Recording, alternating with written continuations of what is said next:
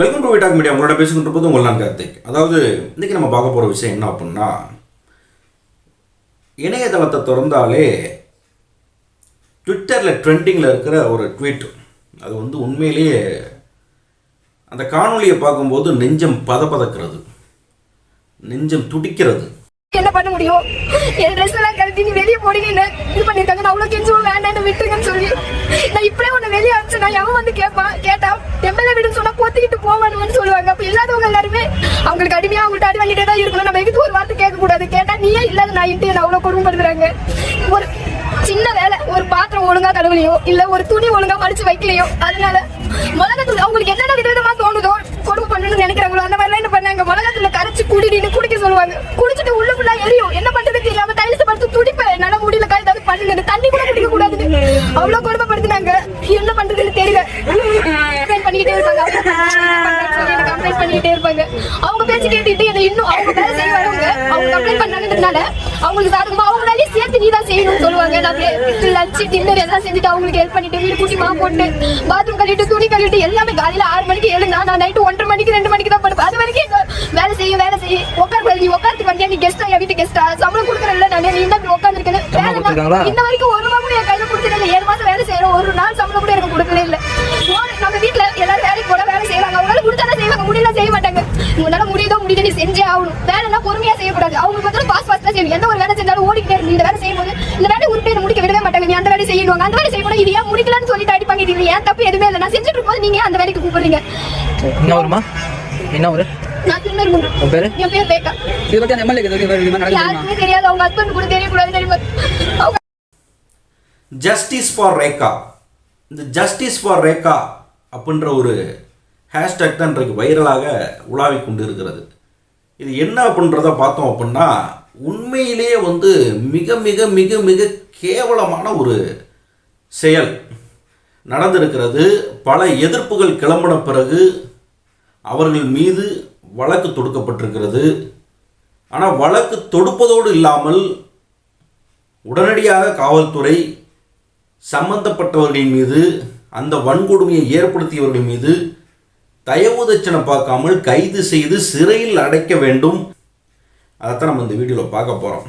கள்ளக்குறிச்சி மாவட்டம் உளுந்தூர்பேட்டை திருநறுங்குன்றம் அந்த பகுதியை சேர்ந்த பட்டியல் கிராமத்தை சேர்ந்த அந்த 18 வயது பூர்த்தியான அந்த ரேகா என்பவர் கிட்டத்தட்ட 12ஆம் வகுப்பு முடித்து சென்னையிலே திருவான்மையூரில் இந்த ஏஜென்ட் மூலியமாக வேலைக்கு செல்வார்கள் இல்லையா. பொதுவாகவே அந்த பகுதிகளில் இருக்கிறவங்க இல்லை, மாற்று பகுதிகளில் இருக்கிறவங்க, கொஞ்சம் வசதியில் குறைவாக இருக்கிறவங்க, இது போன்று பிள்ளைகளை சென்னைக்கு பல வீடுகளுக்கு வீட்டு வேலைக்கென்று அனுப்பி வைப்பது ஒரு வழக்கமான ஒன்று.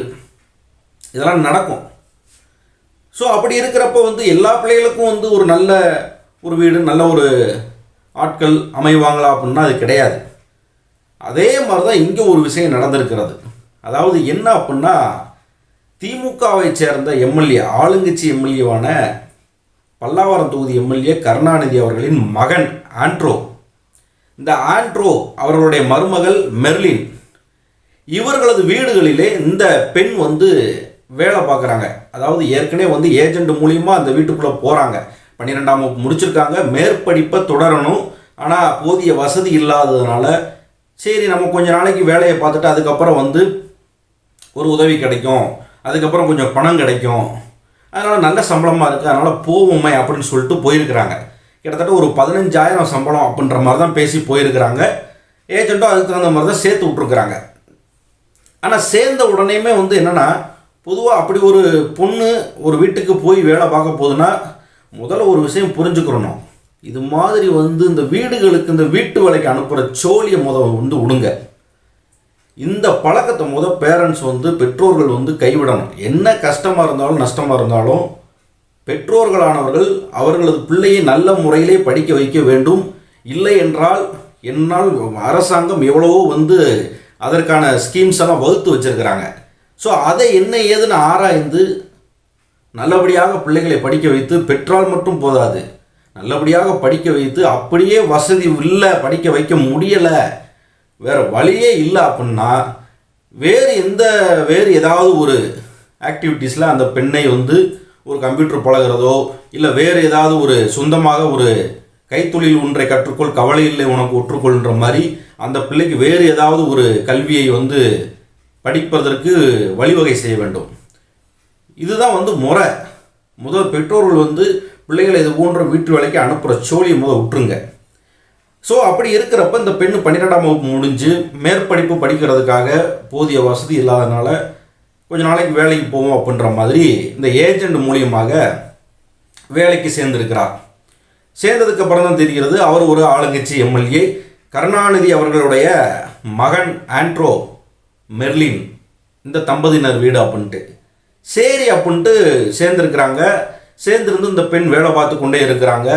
என்னதான் வேலை பார்த்தாலும் இந்த பெண்ணுக்கு வந்து தனிப்பட்ட முறையில் அங்கே இருக்கவே பிடிக்கலை அப்படின்னா பொதுவாக வந்து எல்லா பிள்ளைகளுக்கும் பிடிக்காமல் போகாது. அப்போ பிடிக்காத மாதிரியான செயல்கள் அங்கே அரங்கேறி இருக்கிறது. இதைத்தான் நம்ம பார்க்க வேண்டியிருக்குது. ஸோ இப்படி இருக்கிறப்ப அந்த பொண்ணுக்கு வந்து அங்கே இருக்க பிடிக்கலை. அது அவங்க அம்மாட்ட சொல்கிறது, வீட்டில் சொல்கிறது, இப்படியுமா இருந்திருக்கிறாங்க. ஸோ என்னதான் இருந்தாலும் அங்கே உள்ள ஒரு நிர்பந்தம் எப்படி மாறி இருக்கு அப்படின்னா, நீ வந்து அக்ரிமெண்ட் போட்டு வந்துட்ட, நீ இப்படி தான் இருக்கணும், நீங்கள் வேலை பார்க்கணும், நீ இப்படி போகிறேன்னு சொல்லக்கூடாது, வைக்கக்கூடாதுன்ற மாதிரி ஏதோ அது எதனால் ஒருவேளை சமூகத்தில் இது மாதிரியான அந்த ஆண்டை மனப்பான்மை இன்னும் பல பேருக்கு இது மனதுக்குள்ளே இருக்கிறது போல்க அப்படின்றது இது மூலயமா புலப்படுது. வந்திருக்கிறது யார், எங்கேருந்து வந்திருக்கிறாங்க. ஏன்னா அவங்களுக்கு தெரியும் ஓவராலாக வீட்டு வேலைக்கு ஒருத்தவங்களை ஒரு பிள்ளையை அனுப்புகிறாங்கன்னா அந்த பிள்ளை இந்த சமூகத்துக்கார பிள்ளையாக தான் இருக்கும் அப்படின்ட்டு ஏதோ ஒரு ஓரத்தில் ஒரு வன்மங்கள் ஓடிக்கொண்டே இருந்ததுன்னா இது போன்ற மிருகத்தரமான செயல்களை செய்ய நேரிடும். அதுதான் நடந்திருக்குது.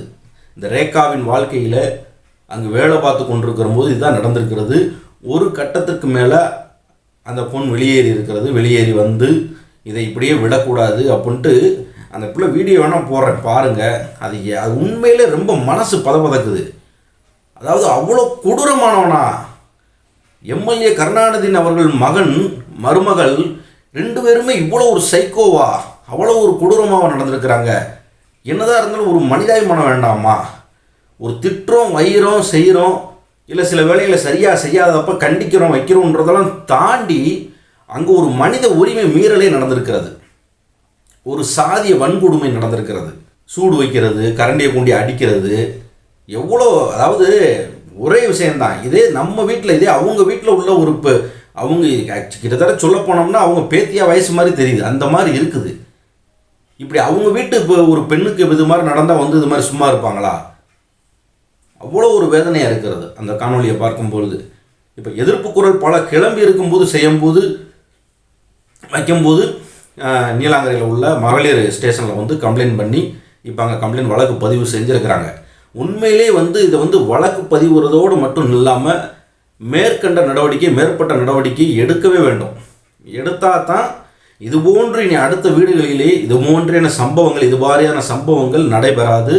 இது உண்மையிலே வந்து திமுக கட்சிக்கு 1000 விமர்சனங்கள் அரசியல் ரீதியாக இருக்கலாம். ஆனால் இது மாதிரியான ஒரு தரங்கட்ட செயல் வந்து இருக்கவே கூடாது. இது முழுக்க இப்போ உள்ள அந்த திமுக அரசாங்கத்துக்கு கேவலத்தின் உச்சம். அதனால் தயவு செய்து வந்து இந்த விஷயத்துக்கு சத்தியமாக திமுக முட்டை கொடுக்க முடியாது. முதலமைச்சர் அவர்கள் எவ்வளவோ மக்கள் நலன் சார்ந்து செயல்பட்டு கொண்டிருக்கிறார், நல்ல நல்ல திட்டங்களை வகுத்து கொண்டிருக்கிறார். பெண்களுக்கு, முக்கியமாக பெண்களுக்கு அவ்வளோ விஷயத்தையும் இது பண்ணி கொண்டிருக்கிறார்கள். அதனால் வந்து திமுக முதலமைச்சர் அவர்கள் நேரடி கண்காணிப்பில் இந்த விஷயம் செல்லுமானால் நிச்சயமாக வந்து இந்த வழக்கின் மீது நடவடிக்கை தீவிரமாக எடுங்கள் அப்படி என்று காவல்துறைக்கு உத்தரவிட வேண்டும். உண்மையிலே இதை செய்ய வேண்டும். நம்ம கட்சி எம்எல்ஏ தான், நம்ம கட்சி ஆட்கள் தான் அப்படின்ற மாதிரி இதை வந்து செய்யக்கூடாது. ஏன்னா இதில் வந்து என்னென்னமோ வந்து இப்போ நியூஸ் வந்துக்கிட்டு இருக்குது. ஒரு சில இடத்துல என்ன சொல்லிக்கிட்டு இருக்கிறாங்க, இது ஏற்கனவே வெளியே வந்திருக்கணும், ஆனால் இப்போ அங்கே உள்ள ஸ்பாட்டில் உள்ள எம்எல்ஏக்கள் ஒரு சில பேரும், அதுபோக வந்து விடுதலை சிறுத்தை கட்சியினரும் ஒரு சில பேரும் வந்து இதை வந்து பெரிய விஷயமாக்க வேண்டாம் தடுத்ததாக வந்து மீடியாவில் ஒரு சில நபர்கள் பேசி கொண்டு இருக்கிறார்கள். ஸோ இது மாதிரியான வந்து பேச்சுக்களுக்கெல்லாம் இடம் கொடுக்காம, ஏன்னா அந்த பிள்ளை அழுகும்போது மீடியா முன்னாடி வந்து கதறி அழுகும்போது செய்யும்போது இதெல்லாம் பேச்சுவார்த்தை நடத்துறதுக்கான வேலையே கிடையாது. இது அவ்வளோ ஒரு சின்ன பிரச்சனையும் கிடையாது. பாதிக்கப்பட்டது ஒரு சிறுமி, ஒரு பெண், ஒரு படிக்கக்கூடிய மாணவி.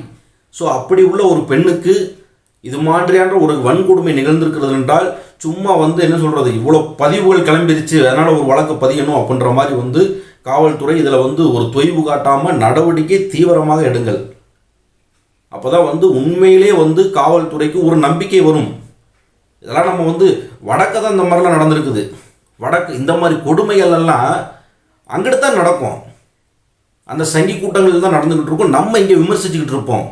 மனித உரிமைலாம் இப்போ அங்கே மீறப்படுது, அங்கே ஆட்சி செஞ்சால் பிஜேபி ஆட்சி வந்தால் இப்படி தான் நடக்கும், இப்படி தான் செய்யும் அப்படின்ற மாதிரி நம்ம இங்கே அரசியல் செஞ்சுக்கிட்டு இருக்கோம், அரசியல் பண்ணிக்கிட்டு இருப்போம். இங்கே நம்ம வந்து கருத்து சொல்லிக்கிட்டு இருப்போம். ஆனால் இப்போ இப்படி நடக்கும்போது செய்யும்போது இவ்வளோ சிறப்பான ஆட்சி நடந்துக்கிட்டு இருக்கும்போது அதில் வந்து ஒரு இப்படி ஒரு தர்மச்சங்கடமான ஒரு சூழல் அமையும் போது செய்யும்போது இதை வந்து கண்டிப்பான முறையில் வேடிக்கை பார்க்கக்கூடாத அரசு, தமிழ்நாடு அரசு உடனடியாக தலையிட்டு நேரடியாக தலையிட்டு இந்த விஷயத்தை வந்து என்ன செய்யணும்னு சொல்லணும். ஏன்னா இதில் வந்து ஒரு ஊடகமாக வந்து கருணாநிதி எம்எல்ஏ அவர்கள் என்ன சொல்கிறார், என்னுடைய மகனுக்கும் எனக்கும் எந்த தொடர்பும் கிடையாது, கல்யாணம் முடிச்சு வச்சு 7 வருஷம் ஆயிடுச்சு, அவனை தனியாக வச்சுக்கிட்டேன், அவன் வாழ்க்கை அவன் தனியாக பார்த்துக்கிட்டான். ஸோ அதனால் அங்கே நடக்கிறதுக்கு நான் பொறுப்பாக முடியாது, காவல்துறை உரிய நடவடிக்கை மேற்கொள்ள நான் எந்தவித தடையும் கிடையாது, தப்பு செய்திருந்தால் உரிய நடவடிக்கை எடுக்கட்டும், அதில் நான் எந்த ஆட்சேபனையும் தெரிவிக்க மாட்டேன் அப்படின்ற மாதிரி வந்து சொல்லியிருக்கிறார். கடைசியில் எனக்கும் மகனுக்கும் சம்மந்தம் இல்லைன்ற மாதிரி முடிச்சிருக்கிறார். ஸோ இப்படி சொன்னதுக்கு பிறகு செய்த பிறகு காவல்துறை வந்து தயக்கம் காட்டாமல் வழக்கு பதியதோடு நிப்பாட்டாமல் உடனடியாக நீங்கள் அடுத்த கட்ட பணியை மேற்கொள்ளுங்கள். உண்மையிலேயே வந்து என்னென்னா பாதிக்கப்பட்டிருக்கிறது ஒரு பெண் என்று மனதில் வைத்துக் கொள்ளுங்கள். நாளைக்கு உங்கள் வீட்டிலையும் பெண்கள் இருக்கிறார்கள், எங்கள் வீட்டிலையும் பெண்கள் இருக்கிறார்கள். நாளைக்கு இது ஒரு போன்று பெண் பிள்ளைகளுக்கு வந்து இது மாதிரி நடந்துவிடக்கூடாது. உண்மையிலே வந்து கண்டிக்கணும், தண்டிக்கணும். சம்பந்தப்பட்டவர்கள் மீது கடுமையான தண்டனை வழங்க வேண்டும், நீதியை பெற்றுத்தர வேண்டும். அதனால் ஜஸ்டிஸ் ஃபார் ரேகா அப்படின்ற ஒரு ஹேஷ்டேக்கு உண்மையிலேயே அந்த பேருக்கான நீதி கிடைக்க வேண்டும் என்பதுதான் நமதும் வேண்டுகோள். உண்மையிலே வந்து ரொம்ப மனசு என்னடா அது இப்படி எனக்கு ஒரு மாதிரி இருந்துச்சு. என்னடா அது இப்படி இன்னைக்கு இப்படி ஒரு சூழ்நிலை. ஆக்சுவலி இன்னைக்கு தான் வரணும், அதனால் உடம்பு சரியில்லை. சரி உடம்பு சரியில்லைன்னு ரைட் ஓகே, இன்றைக்கி வந்து இப்போ கண்டென்ட் போடுவோன்னு பார்த்தா இணையதளத்தை திறந்தோன்னே இப்படி ஒரு சம்பவம் வந்து அந்த பிள்ளை அழுகிறது தான் வந்து ஸ்க்ரீனு முன்னாடி வருது. இப்படி இருக்கும்போது செய்யும்போது நம்ம என்னத்தை போய் கண்டென்ட்டை போய் தேட, எல்லாமே கண்டென்ட் ஆகிடுச்சுன்னா அப்புறம் என்ன செய்ய அப்படின்ற ஒரு மன வேதனையில், உடம்பு சரியில்லாமல் பரவாயில்ல, ஒரு மன வேதனையில் இதை நான் பேசிக்கிட்டு இருக்கிறேன். உண்மையிலேயே அந்த ரேகான்ற தங்கைக்கு வந்து நீதி கிடைக்கணும். பொறுத்து வந்து பார்ப்போம். ஒருமித்து எல்லாரும் ஒரு கோட்டில் நிற்போம். வீட்டோட வீடியோவில் நான் உங்களை வந்து பார்க்குறேன். பாய்.